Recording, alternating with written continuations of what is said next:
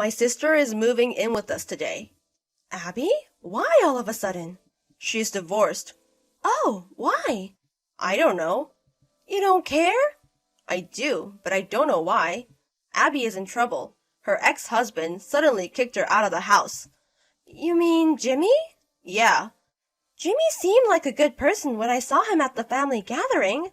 Looks can be deceiving. What a surprise. So, from now on, you'll have to prepare dinner for 3. Wait a minute. Do your mom and dad know about this? She can't tell them. Why not? My dad doesn't like the idea of divorce. Oh, okay. Understand? But today? I don't know what to say. So, I want you to go home now and make sure everything is ready for Abby. I'm at work. If you can text me back, you've got time to go home. I'm on my lunch break. Then go home during your break. Do you know what I do? You're a nurse. If something happens to a patient, I have to go even during my break. Let your doctors do it. They need nurses too. Nurses can't do anything without doctors anyways. Don't mock my work. I'll get angry if you don't stop this. Shut up. I didn't know you were such a horrible person. Stop talking to me like you're above me. I'm the next CEO.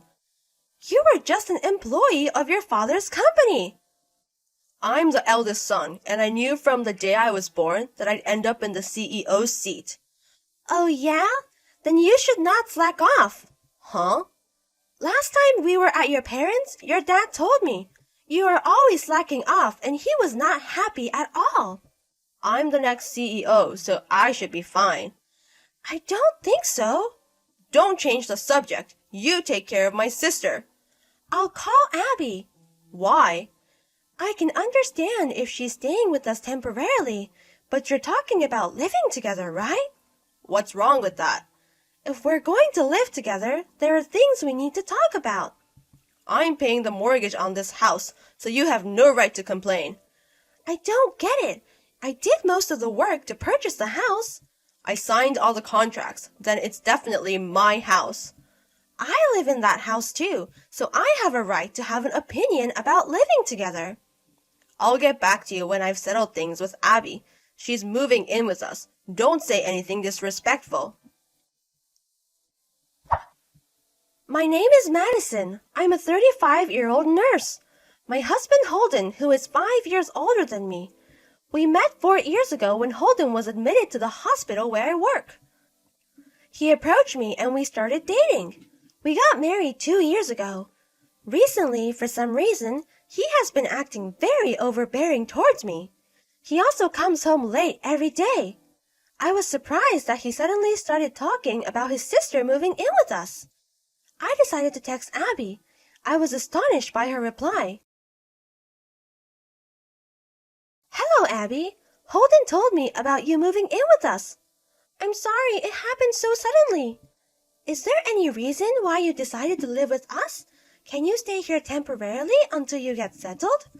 Are you trying to get rid of me? What a heartless woman! That's not what I meant.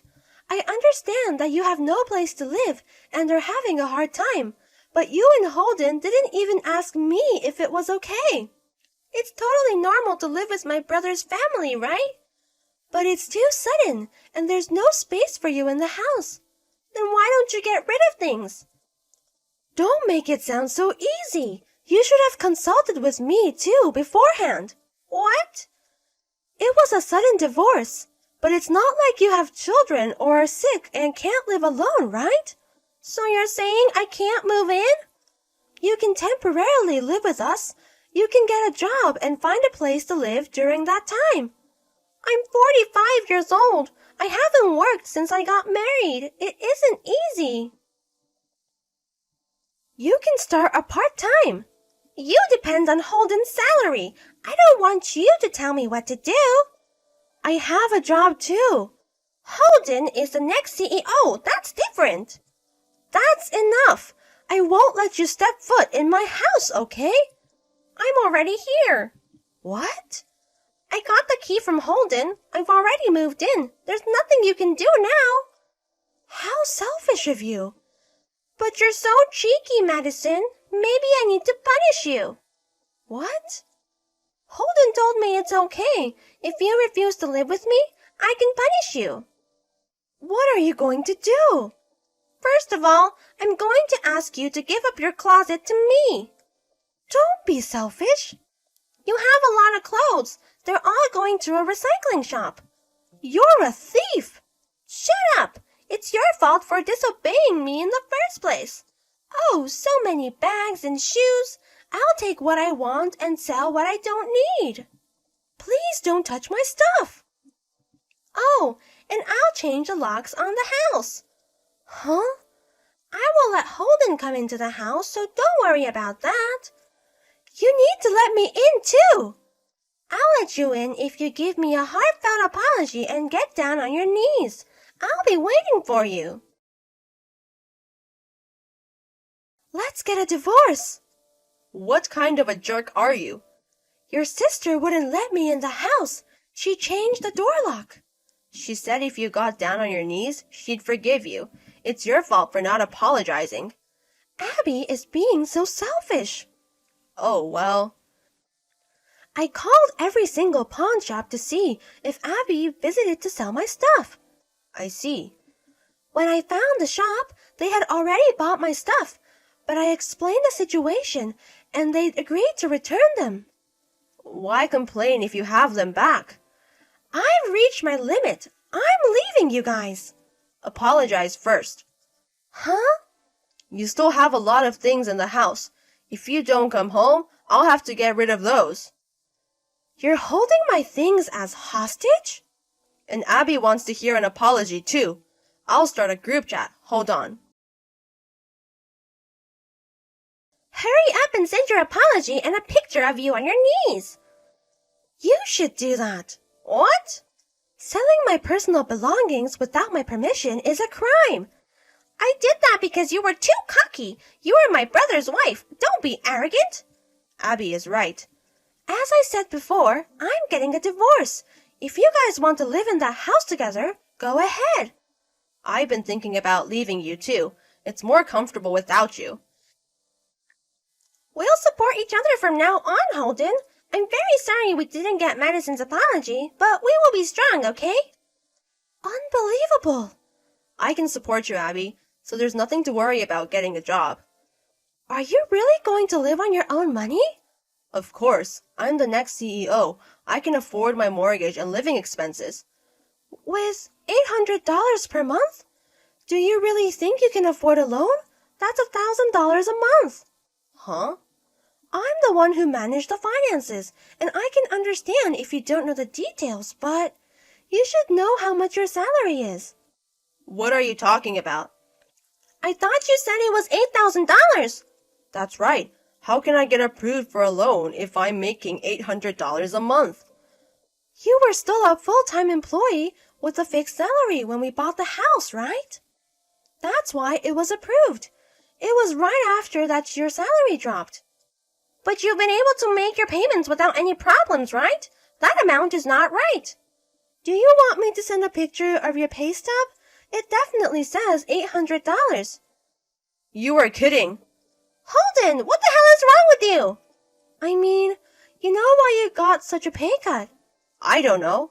Last year, you were demoted from a full-time employee to a $9 an hour part-time. Are you a part-timer? Didn't you check your account? Didn't you, Holden? I thought that was my allowance and Dad is depositing the rest to your account. That doesn't make any sense. What kind of thought process is that? But I'm the next CEO. I thought I was special. You didn't do your job well, so your father got mad and demoted you, right? But I'm the oldest son. I heard a little about this before. Your dad isn't letting you take over if you remain untruthful. How is that possible? I have no other male siblings. No law says the heir has to be a son. No way. Why don't you know anything? Sorry, Abby. You said you had money, so I helped you. You helped? What are you talking about? Don't talk nonsense. You wanted to break up with Madison, right? What about my reward? I've done a lot for you. Stop, Abby. What's going on? Tell us everything, Holden. I'm not hiding anything. Well, I misunderstood a lot of things. Let's start over again. Huh? No divorce. Abby, you're an adult, so you'll have to manage your own life. What? Are you kidding me? You told me to say I'll move in so Madison would leave. Then you could remarry your girlfriend. What? Abby, stop it. I was going through a tough time with the divorce and alimony, so I wanted to take you up on your offer. Please explain what happens to the $50,000. We'll talk about it later. It's not a good idea to do it here. I get it. I mean, you're having an affair and you want to remarry. So you made this whole living together fiasco to kick me out. Well... You did a good job. I don't even want to see your face now. Congratulations, then. Forget it. I beg you. How could I forget? And you promised your sister-in-law a reward. Where'd you get that kind of money? Your account had $50,000. Were you going to use my savings? I thought I earned that money, so I thought I'd get it in the divorce. That's the savings I've been saving since I was single. You can't touch it. Are you serious? What else have you saved? Because you thought $800 was your allowance, you didn't pay a penny for living expenses. Well, but... The mortgage is $1,000 a month, and utilities, food, and other expenses. I paid for everything. I couldn't afford to save anything. Oh no. I need your apology. You cheated on me and then did this to cover it up. You guys are the worst. I'm sorry. I admit, that was too much. There's so much I want to say, but since we're not going anywhere, I'll cut to the chase. Divorce is final. I'll demand alimony. Are you asking for money? Of course. And you've been quiet for a while now, Abby. I'm not your problem anymore. Divorce is between you and Holden. You forgot something important. You sold my things without permission. Don't make such a big deal. If you don't refund $2,000 to the pawn shop by tomorrow, they're going to file a damage report. What? I've already consulted the police to have my personal belongings returned. If you don't want to have a criminal record, please return the money, okay? If I return this $2,000, I'll be penniless, okay? Didn't you get your share of their property in the divorce? My share went to pay the alimony, but I was still short. That's why this plan was so important to me. My in-laws are good people. How could you guys be so rotten? Now I have to rely on my dad. Don't tell him you cheated. Then he should still help you out. Huh? Your dad doesn't like people getting a divorce, right? Won't your dad get mad? Well, I will deal with that. I just talked to your dad. He says he doesn't care if you're getting a divorce, but cheating is something he won't stand. What? Did you talk to my dad? You kicked me out, so I'm at their house since yesterday. Are you kidding me? Seriously? Your dad is right next to me now. Dad, that's not true. There's a reason for this. He says you were fired. That's a bit much, isn't it? You've been late for work. You've left before your regular work hours. He says, I don't need employees without a decent work ethic. Got it? I'm sure Anna will doubt me. So, your girlfriend's name is Anna. Thanks for the confession. I'm going to charge her alimony too. Don't! She thinks I'm single. You're such an asshole. Can I go back to Mom and Dad's house? Your dad says neither of you can come to my place anymore. That's not nice, Dad. I'll do anything, Dad. I'll talk to my lawyer about a divorce. I'll come back later to pick up my personal belongings. I'm so furious right now. I don't know what I'm going to do. So please let me in, okay? Understand? Calm down. I'll let you in. You are scary, Madison.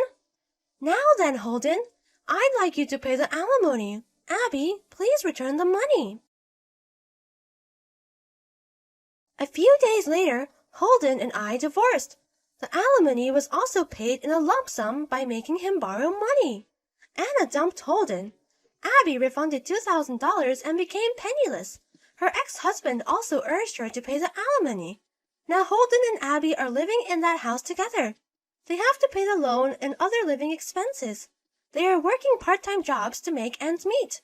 Their father told me that they often fall behind on their payments. It will be some time before they can pay it off. My short marriage has been a disaster, but I feel better now.